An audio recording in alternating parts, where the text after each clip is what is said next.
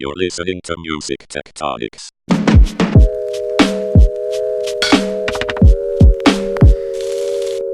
Welcome to Music Tectonics, where we go beneath the surface of music and tech, where we get just as excited about the sounds that you can make with a cigar box guitar or clay pot drum as you can with the latest finger pad drum machine or a roll-uppable keyboard, not to mention a sample library where you can play an entire choir with a keyboard and nobody would ever know the difference.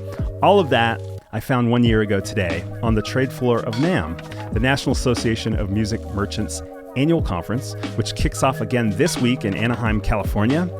You can also walk into the drum exhibit hall, which you would also think would be exciting, but it's mostly just really, really loud.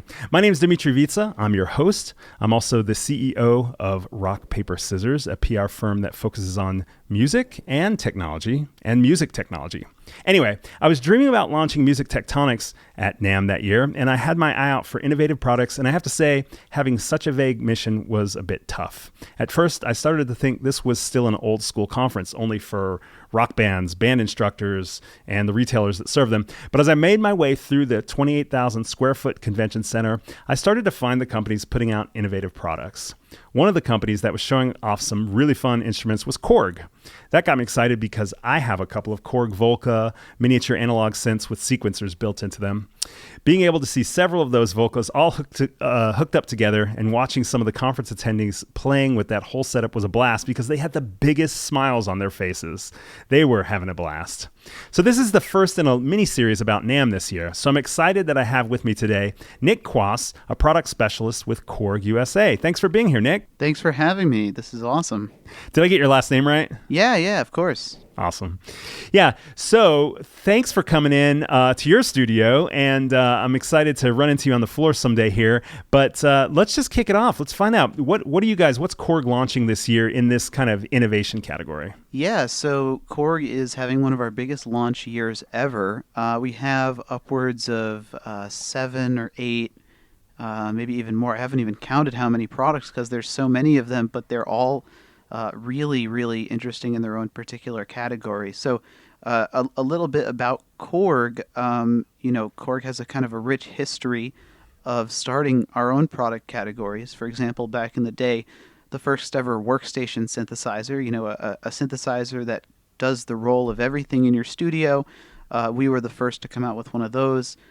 We were the first to put out affordable analog synthesizers and continue to do that.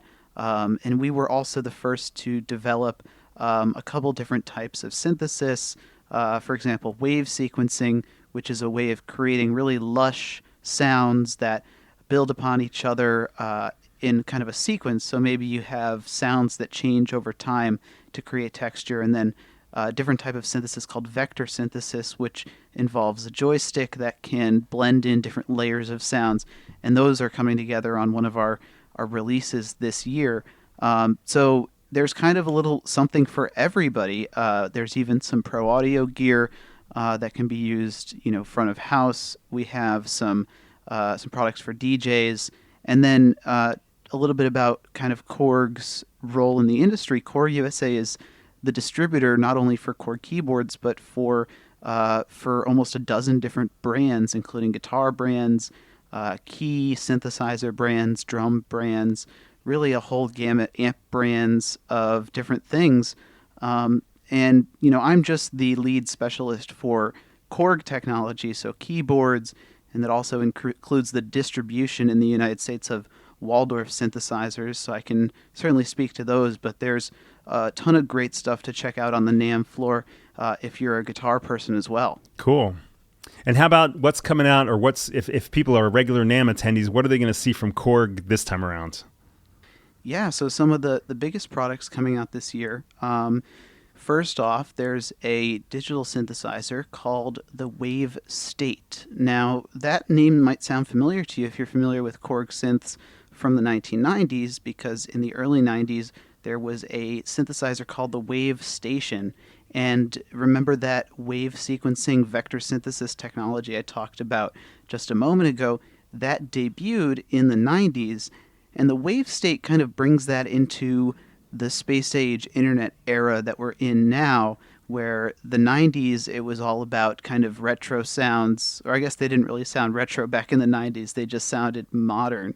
But to us, they sound retro now. And, this synthesizer is not just about doing retro things. It's about bringing that technology into the modern era. So what we have is wave sequencing 2.0, which I won't get super technical about it, but allows you to have a sound that changes over time in ways that aren't really found on many synthesizers. So it combines real recorded sounds with synthesized sounds, and for the synth guys like me, it really is a dream come true, because this synth is kind of ideal for film scoring, and it allows you to dial in a sound really quickly, set a mood, and say you're in a scoring studio working on the score for a TV show or movie or even a commercial. You can really get there very quickly with this synth as a tool. Yeah, I noticed on the website it talks about some like randomizer for those sounds, so you kind of can set that up and then let it run through with different percentages of probability of how much it's going to change. Is that right? Yeah. The Wavestate really is about inspiration. It has some really great built-in voicings, built-in preset sounds that include a whole bunch of different styles and sounds to get you started. Like, if you need something dark, atmospheric, or if you need something light and airy, and everything in between. But the randomize button, if you're looking for something that maybe you don't find in the presets, you're looking for a jumping off point to start designing your own new sound, or you just want to shake things up, you hit the randomize button. You're able to randomize either some or all of the parameters in the wave state, and then you have an all new sound to start from. And so somebody who's not familiar with this particular instrument, what are some other features of it that might attract them to it? Well, it's the question is more, what features does it not have? It's a 37 full-size key synth, so it's both portable enough to take on the road, but also big enough to feel really comfortable with, because some folks, they prefer full-size keys over mini keys, and it is a challenge to strike a balance between portable and fully featured. So I think the Wavestate really does that really nicely. The sounds, like I said, preset voicings and presets are some of the finest in the world, and really sounds that you'd only find on much more expensive, top-of-the-line workstation synthesizers that'll run in the thousands of dollars. This synth clocks in at less than $1,000, and it's very easy to pick up and learn just right off the bat. So it's a super useful synth, like I said, for sound design.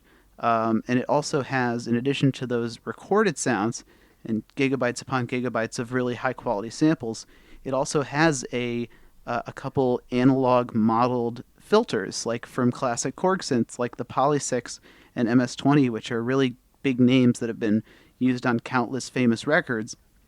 It has those filters in its programming, so you have the access to really cool old school synth sounds, and then you can use those and combine those with modern recorded sounds to create something that really sounds like out of this world. And the Wavestate is brand new. Is that just coming out?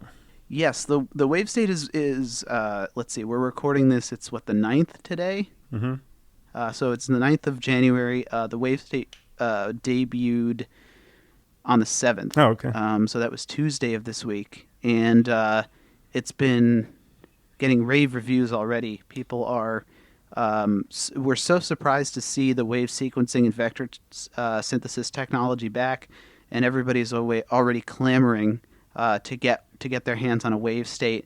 We go live with some YouTube partners at launch for video content, and there are some really, really talented demo guys out there, both with Korg, with the different distributors of Korg all over the world, and also just in the community, independent content creators that we reach out to showcase our synthesizers when they come out. There's just some really great content out there. So I encourage anybody who's listening, if this sounds like a synth that might interest you, if you work in film scoring or sound for film and television, post, commercial sound design, anything like that, or even if you're just, if you are a recording engineer and you're looking for something to spice up your studio and your collection of synths, picking up a Wavestate, it just sounds like nothing else. And for musicians that are familiar with the original from the 90s, it really, really does just knocks it out of the park doing the original stuff, but it carves out a new niche for itself that even the original can't hold a candle to. Cool. And there's a nice video with some great audio on it on your website on the Wavestate page. It's really very intriguing. What's next?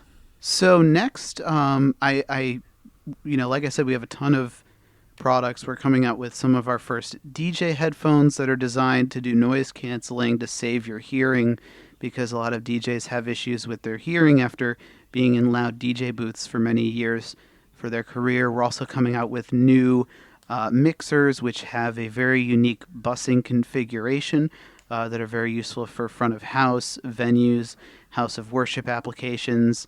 And then something that is sort of new but has been hinted at is an entire new brand called Tekt, which is a DIY-focused brand. It has a bunch of kits that users assemble themselves. We first came out with the Tekt NTS1 digital synth kit, which allows users to build a little pocket-sized synthesizer, no bigger than, about the size of a phone. And it's a digital synth. But the idea with the Tekt brand lineup is that it's open source. It's customizable. So it's designed to encourage users to pursue customizing their Tekt products in their own ways. So I mentioned the Tekt synth, the NTS1. It's a $99 single voice digital synthesizer that you can load your own oscillators and effects onto. So for those of your listeners who aren't synth people, you can really give this thing a sound of its own, and no two NTS1s have to sound the same.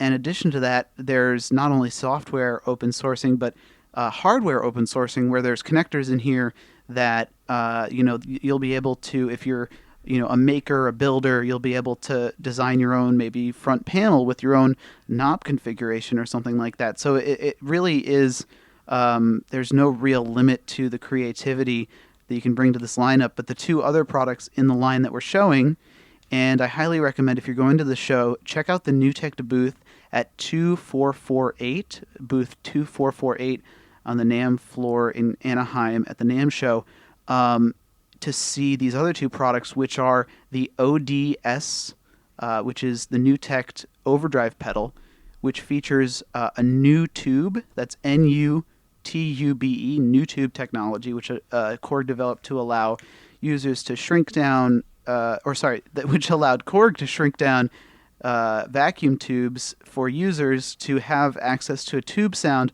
but with reliability that a traditional analog vacuum tube really couldn't have. So these are tubes that were used in televisions. You always think about, old amplifiers for hi-fis, they have tubes in them, or tube amplifiers, but the new tubes are the size of your pinky, whereas you think of a 12AX7 or 6L6, you're going to have a pretty big piece of technology, which is a far cry from today's surface mount components, where your iPhone might have 1 billion components in the palm of your hand. So getting those new tubes in there gives it the sound of a tube overdrive pedal for guitar, but it shrinks it down, and it has some customizable options on the circuit board that you can really make it your own. Like there's a bunch of trim pots and the ability to dial in the gain and stuff like that. And then the other product is a headphone amplifier, which also features those new tubes, right? That analog vacuum tube shrunk down to fit on a surface mount circuit board, and it allows you to plug your music in. It's not necessarily to overdrive the sound, it's to warm up the sound. So it's a different use of that vacuum analog tube, the new tube, in the signal path to kind of give it that warmth that you'd get out of an analog headphone amp, that really only like a much more expensive hi-fi system or hi-fi headphone amp would be able to provide.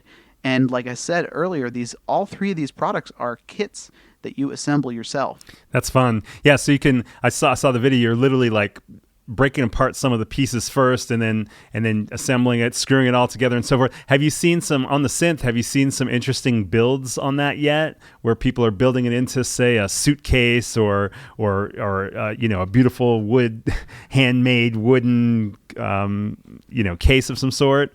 Or is that yet to come? So the technology is still so new, but I definitely expect that we'll see that very soon. I went to Japan to meet with the development team and the engineers that build and design these products and these platforms for people to work on. And I saw some things, some ideas that people are going to be able to write their own firmwares for these things. It really is an open source music equipment designer or sound designer's dream. Yeah, it sounds like fun, and it's something we talk on Music Tectonics a lot is about seismic shifts, and one of the things we talk about is everyone thinks that the streaming side of the music industry has really been the biggest change of the industry recently, but I always go back to access to creating music is much bigger in my opinion, and this is the kind of thing where if you have a kit that's $99, somebody might not want to pony up for a full-on synth, and even though this has limited abilities, it also has unlimited abilities in one sense once you get deeper and deeper into it, and so people can build onto it so much that entire new sounds, new genres can be invented. So that's exciting. I'm definitely going to stop by and see that. What else is coming out? Maybe on the other side of the range of something that's not so crazy. I don't know. In the main Korg booth, there's a couple other products that are going to be really big hits, especially for learners and in the education market, and for institutional sales and like schools and universities, and so those are the EK50L, which is our hit entry level called an entertainer keyboard, which is really a kind of an entry level piano keyboard, 61 key with speakers and accompaniments. So it's a really great songwriting tool. It's a really great composition teaching tool. It's just an awesome all-around keyboard for computer labs and stuff like that. But it also has louder speakers. The L, it has about twice the sound power level output of the previous generation. So this is something that could make its way into a keyboard lab in a school, but it could very well also make it into your very first gig if you're a beginning keyboard player. And then the same technology, the same kind of platform is in a workstation synth called the i3, which is designed to be a songwriting tool for folks that are looking for their first workstation synth, but maybe don't need the super deep technology of like a flagship workstation. So the i3 is an affordable and portable workstation that allows you to have access to those really high quality sounds and have access to songwriting and accompaniments at the push of a button without really a lot of extra bells and whistles, and it's super easy and streamlined to use. And then third in that kind of family of products is the XE20, which has some of the same interface and the same technology, but it's in a full-size 88-key grand piano kind of form factor. So it's kind of in that home piano variety, but it still has those speakers, and it's got recording and accompaniments and the ability to really just press a single button and get immediately into songwriting. So these all together are really great tools for learners, for education, for songwriting, for anyone who wants to just immediately have kind of a sketch pad to be able to begin putting their ideas down, looping sounds, creating songs, and just as a great songwriting tool for anybody who doesn't want to get super deep into like workstation programming or anything like that. And I noticed the accompaniment component that goes with it is really updated. Like it really sounds like something you might hear on the radio rather than the old embedded accompany tracks that you heard on early education related products. Oh yeah, absolutely. So the idea with that is a lot of the sounds come distilled down from Korg's higher end workstations, and it's kind of they're specially chosen to be a really usable set of sounds that you can immediately throw into any production. And all three of those products, the EK50L, i3, and XE20, they're all designed to have that accompaniment in there with a bunch of different genres. So not only can you immediately begin creating songs, you can create like really believable accompaniments to go along with the songs that you write. So you have the ability to have very convincing arrangements right out of the box. Awesome. So tell us about one more thing that's coming out, and then let's talk about NAMM and some of the bigger contexts as well. Yeah. So the last product that we have coming out that I wanted to talk about is a product that's very near and dear to my heart. It's called the ARP Instruments 2600 synthesizer. So some of your listeners may be familiar with this synth. It's just an absolute legend of a synth, and it's appeared on so many records, I can't even begin to list them. Stevie Wonder, Herbie Hancock, Edgar Winter, The Who, and Pete Townsend. The circuits that were in the 2600 originated from the ARP 2500, which, have you seen that movie, Close Encounters of the Third Kind? Yes, I know about this instrument. Oh, yeah. So the big control panel when they're communicating with the aliens and they're playing the sound that makes the aliens, that's an ARP 2500. So the company, the ARP company, ARP stands for Alan R. Perlman, who was an electrician and an inventor, an engineer in the late 60s who decided to apply his skills towards making a better synthesizer. And one of the things that he stumbled on was this combination of usability and portability and also ease of use and the ability to have a modular synth where you can be plugging in and unplugging and changing the structure of the synth and changing the sound, but also have this basis inside that even if you're not well versed in plugging in stuff and switches and knobs and faders, you have the ability to just kind of dial something in without a bunch of wires and plugs and things coming out in every which way. But the sound of it was just so legendary and so sought after that even though the synthesizer was produced for 10 whole years from 1970 to about the early 80s, 1981 or to 82, I believe, is the last year that these things rolled off the factory floor. Only a few thousand of them were ever produced, and so in the succeeding years, it's become somewhat of this sought-after monolith of a synthesizer because of how legendary it is.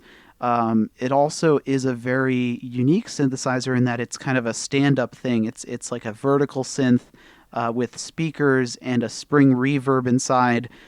So it really is its own instrument. It's designed to be standalone, so you don't need to plug this thing into a system to hear it. So it is really an experience. I highly recommend anybody in your audience come down.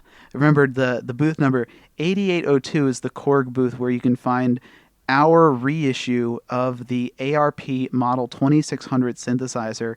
It is, I sat down to our reissue for the first time, and I've played original ARP 2600s from the 70s, and they're marvelous instruments. They all have a personality all their own, and this thing is accurate down to the rivet. The design on this thing, the physical design of the case, the feel of the sliders and the jacks, and just everything about this synth has been lovingly recreated.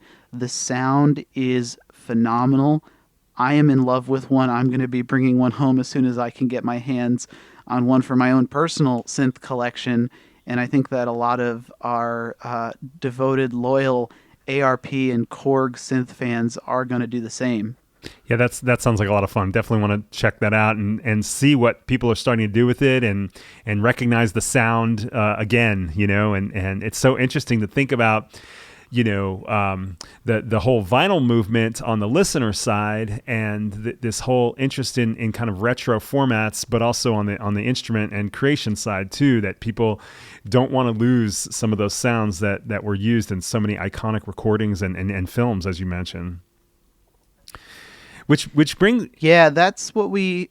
Oh, go ahead. Sorry to interrupt there. Yeah, that's kind of what we refer to on our side as the analog resurgence. It started kind of all at once with the resurgence of vinyl and cassettes and now analog synths. I mean, so many more companies than even just 10 years ago are coming out with analog synthesizers as opposed to digital. And I think it's because people are realizing that these sounds are legendary.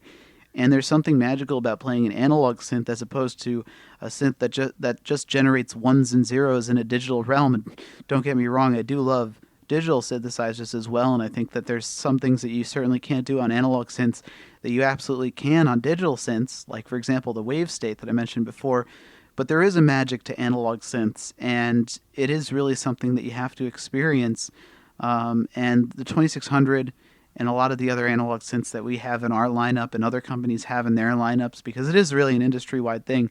It's just something that really has to be experienced, and I think it's a trend that I'm happy to see continue.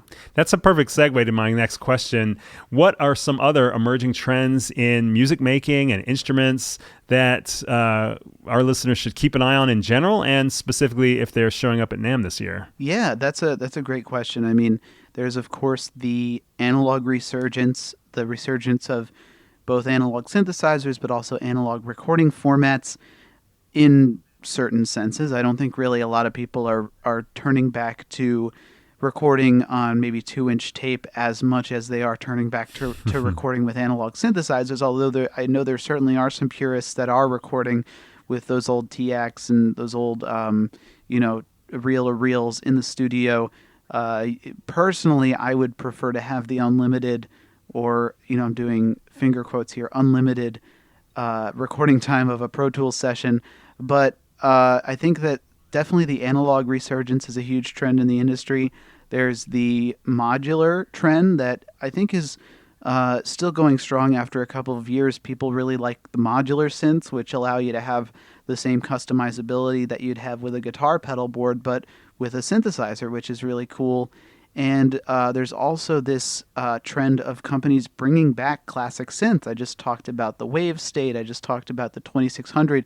These were synths that were beloved in their time, looked back on very fondly by musicians who used them, or musicians that maybe didn't get a chance to use them when they were new, but rediscovered them much later. Like, for example, I am younger than the ARP 2600 synthesizer, but I respect and appreciate the hell out of its legacy. And I am so excited to have a chance to play with these synths fresh off the assembly line new again, because don't get me wrong, I do love my vintage synths in my collection, but there is something really special about playing a synthesizer that disappeared for 30 years and is back and new, and you can get a new one. And that's not just for synths, with the retro sounds coming back too, also for drum machines and different groovebox types of things as well. Yeah, absolutely.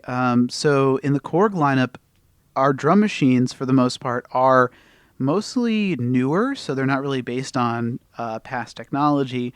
Korg did have some pretty cool drum machines back in the 80s when drum machines were first starting to become a thing, and even going back to the founding of the company, one of our first products was an electromechanical drum machine called the Donkomatic, which was just a revolutionary way of synthesizing percussion.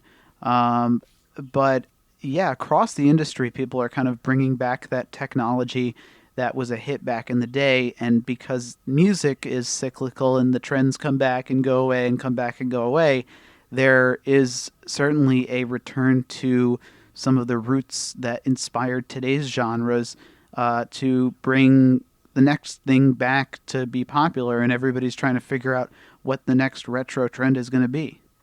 So if you were just walking the floor of NAMM, I don't know if you'll have time to do that yourself, but if you were, would there be other things that you'd be looking out for in relation to some new trends that are maybe showing up on the market? Well, I'm the lead specialist at the Korg booth, so if I have time to walk the floor at NAMM, then something is seriously wrong. But I was more like the imaginary you, the one that had yes, time to be there as an attendee. The version of me that isn't, spending all of my spare time on the Korg booth just helping people check out these awesome synths is honestly going down to the downstairs to see all the tiny manufacturers in I think it's called Hall D or something like that. There's all these small manufacturers, startups, independent pedal manufacturers for guitar, independent module manufacturers for synthesizers. There's even component manufacturers. I really love how every year I seem to go down there and there's a couple booths where you can find these bizarre light up faders and buttons and sliders and switches that have all these cool LEDs built in. And I don't know who's buying those, in bulk to put in their new product, but I just love looking at all the components that are available and trying to think, what kind of hardware could I build with this if I had the resources? Yeah, maybe you can add some fancy lights to your new Tekt synths. Yeah, there you go. It is open source. So being the hardware is open source as well. Yeah. So being in this industry and constantly playing with these instruments and telling people about them, showing them off, and so forth. What are some larger patterns that you're seeing in the way that people make music that maybe are affecting our broader culture or the music industry as a whole? What do you think people will start to see in 2020 and beyond as a result of what's going on in these innovations? So I would have to say, as we progress further and further into the internet age, the speed and lifespan, the speed is increasing at which culture advances, and the lifespan of each cultural trend is shorter. So culture is churning over and over again much more quickly than it was even 10 years ago, if you think the lifespan of a cultural internet trend. And the same is true for music, where something an artist can get famous by just doing a viral video or on TikTok or something and become this viral sensation and pivot that into a music career or vice versa. I think that it is all about speed and being able to identify trends and then figure out whether that trend is adoptable into your style. I don't know if that's necessarily something that I can keep up with, so that's why I prefer to work on these tools that people use to make the music, and I'll let the people that follow the trends because they seem to have the energy and time to do that. What about this dynamic between having hardware, analog hardware versus entirely music produced entirely with computer, maybe with a keyboard attached, maybe not. It seems like at one point there was a trajectory towards using more solely computer-based systems for making music, and now it starts to feel like there's these multiple factors going on at once where maybe it's not a one direction trajectory, although I think we've seen and even highlighted on the podcast music making phone apps where people don't even use a computer, they're literally just on their phone making music. And I know Korg has some mobile software platforms as well. But do you have any thoughts on sort of, are we going towards someday there won't be any keyboards, or what do you think? I don't think so at all. I think that as long as we have music and we have, until the machines figure out how to actually make the music for us without any input from us, I don't think that we're going to see the disappearance of keyboards, although we'll certainly see the appearance of alternative modes of inputting sound and note and musical expression data into computers, which is what we see with MPE and controllers. It's polyphonic. I forget what MPE stands for, but the rolly stuff, the stuff where you can input not just a key press, but a three-dimensional directional control, which can control everything from the loudness, dynamics, the vibrato of a note to the instrument, and it's, the evolution beyond the keyboard, I think, is really cool.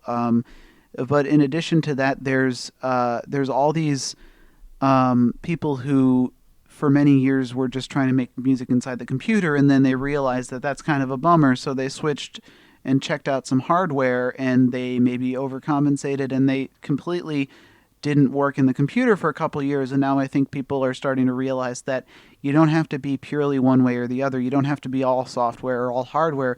You can be halfway software and halfway hardware and come up with a great blend.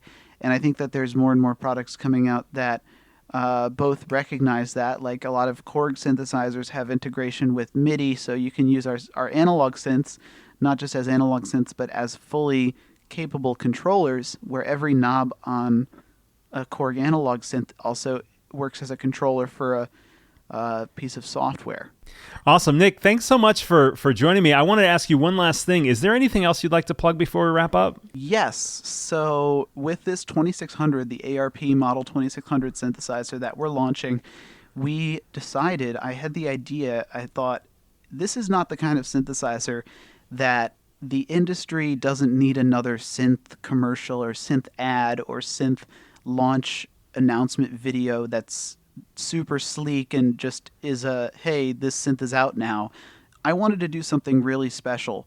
So Korg USA partnered up with a company called Reverb.com, which, if you're familiar with, is an online marketplace for e-commerce that allows not just brands through their retail partners, but also just regular people like you and me to buy stuff. And Korg was able to work with Reverb to get a bunch of interviews together about the history of the ARP 2600 synth and a 30-minute long documentary on the history of the making and creation of the ARP 2600, as well as some interviews with artists who use it and love it and talk about what makes it super special.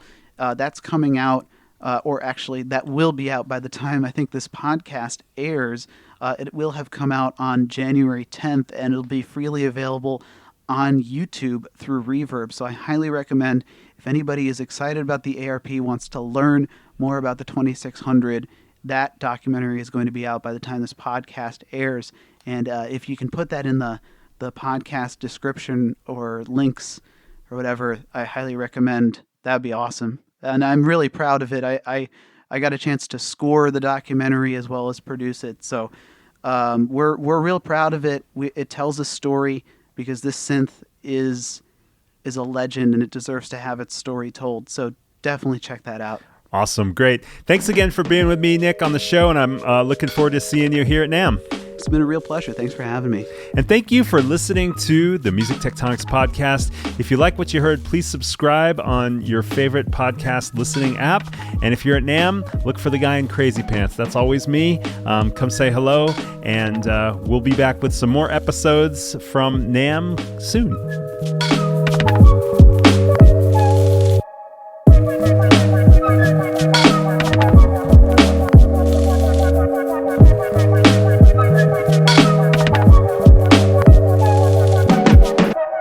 You're listening to Music Tectonics.